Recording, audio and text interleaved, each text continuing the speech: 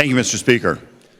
A few minutes ago, we heard some analysis about the severance tax is proposed in this amendment.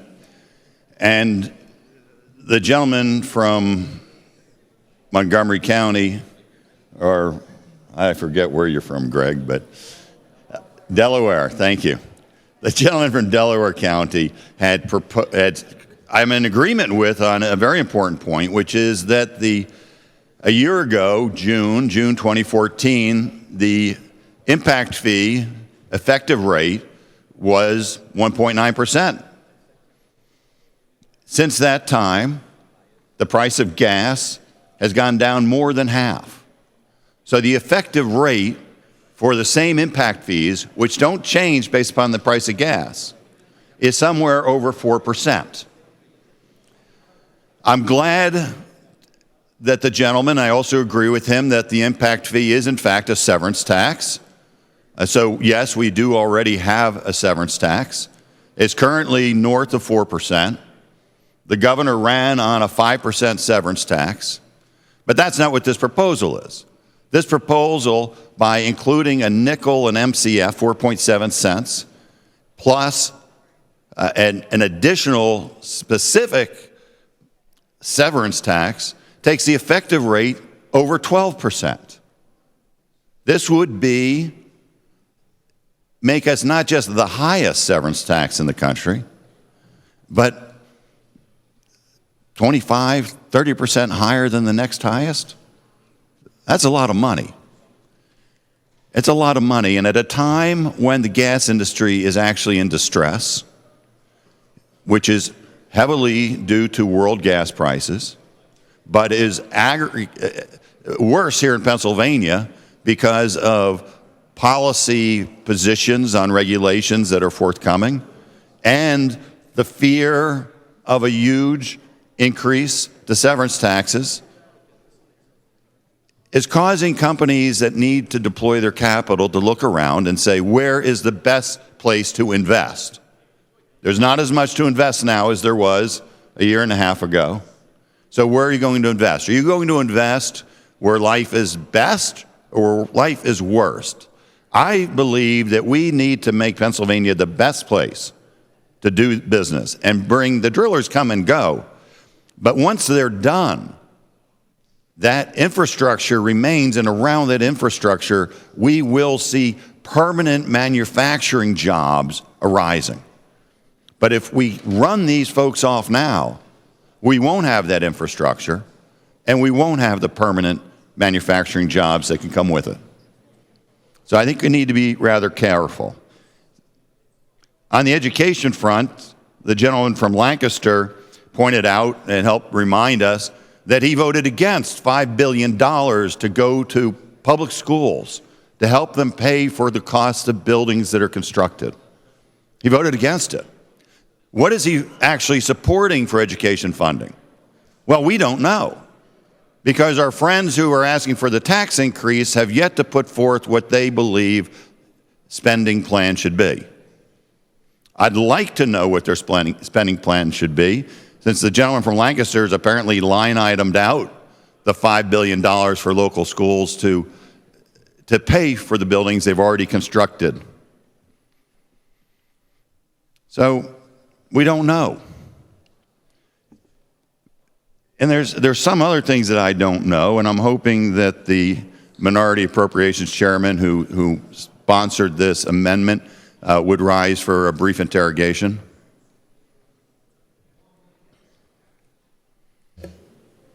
The gentleman from Allegheny and Washington counties has requested the Minority Appropriations Chair to stand for interrogation. Sir, will you so stand? The gentleman has indicated he will. At this time, Representative Maher, the floor is yours. Representative Markosik, thank you. Thank you. I've heard this tax proposal characterized as restoring funding to public schools and cuts property taxes in half for the average homeowner. Do you think that's a fair characterization of what happens with these taxes?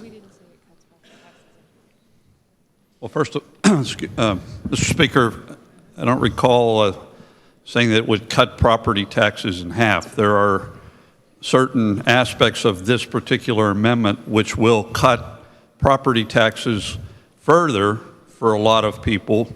It will add people to the property tax rent rebate program, for example. I believe the number is roughly about 200,000 new people to that program. They may not get a total property tax reduction, but they will see property tax reduction that they currently do not have now. And there will be many, many additional people who will see some reduction in their property taxes from this amendment. Okay, so your expectation then is, I think it's about 400 million or so would go towards property taxes? Yes, Mr. Speaker. And we can agree that that's not 50% of the property taxes that people pay. Well, the entire school property taxes paid in the Commonwealth is about 14 billion. So obviously we would have to raise, and there are people in here, many in your side of the aisle, who suggest that we raise taxes to pay for that. Those taxes would be huge. Those would be huge. This is a compromise, or we're looking for a compromise. My whole idea of this amendment is to provide a compromise for members. We could have, there were many of us that perhaps would have liked something more, some, I'm sure many that would like something less. At the end of the day, we, and I hope you'll agree with me, we all have to find a way to compromise our way out, and we all have to find new revenue. We can't do it with gimmicks anymore. We have to have new revenue to fund the budget so we do not have a structural deficit that goes ad infinitum on and on and on.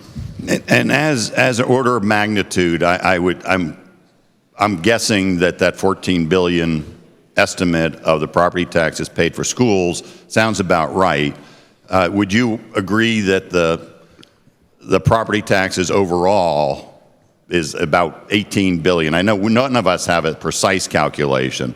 They're really estimates. Is it in that ballpark? I don't want to guess. Okay. We can have staff look into that. All right. But clearly, this isn't a 50% tax cut in school taxes for homeowners. I'm sorry?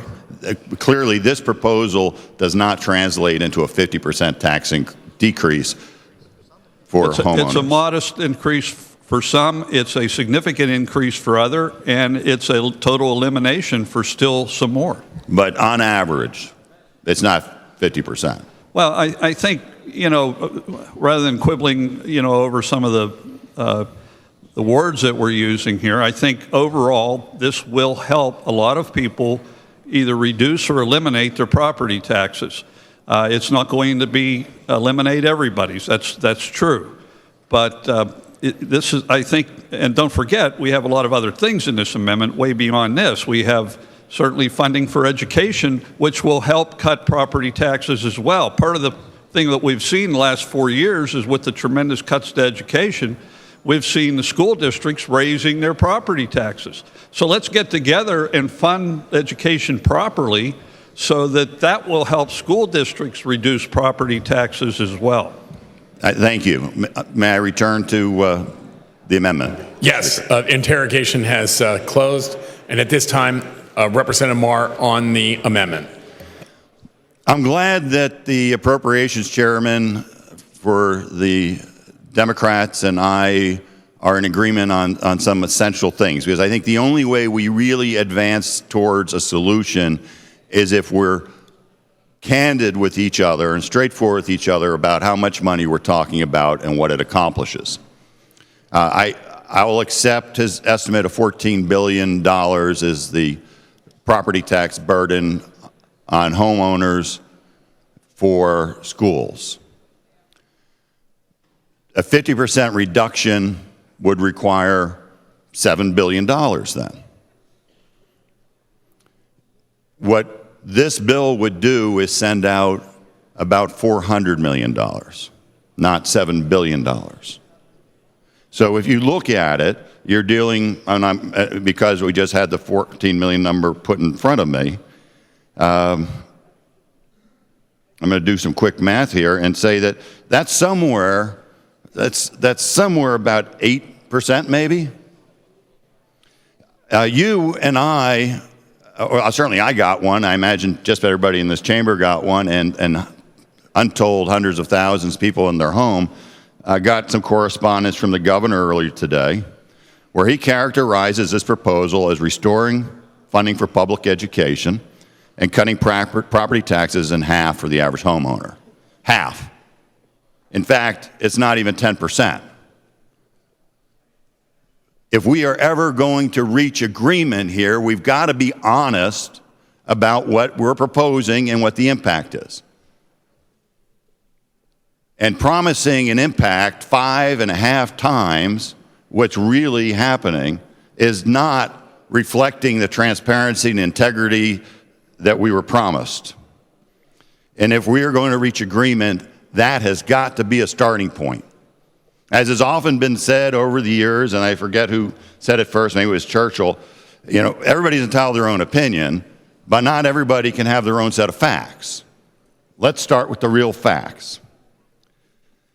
But this is a historic day in this chamber, no matter which way this vote goes. This proposal isn't just the largest increase in income taxes on the residents of Pennsylvania that would, if it became law, would be the largest ever. And it's not just by a little bit. I mean, everybody remembers the Rendell income tax increase. In the first year of the Rendell income tax increase amounted to just more than $300 million. This one would be $1.4 billion, nearly 5 times as much as Rendell's historic income tax increase. The Casey tax increase is the champion, of course, of all time, in 91, 92, and there's not many who were here. I certainly wasn't. The Casey, on an annualized basis, was $1.5 billion in increased income taxes. On an annualized basis, this proposal would be $2.1 billion.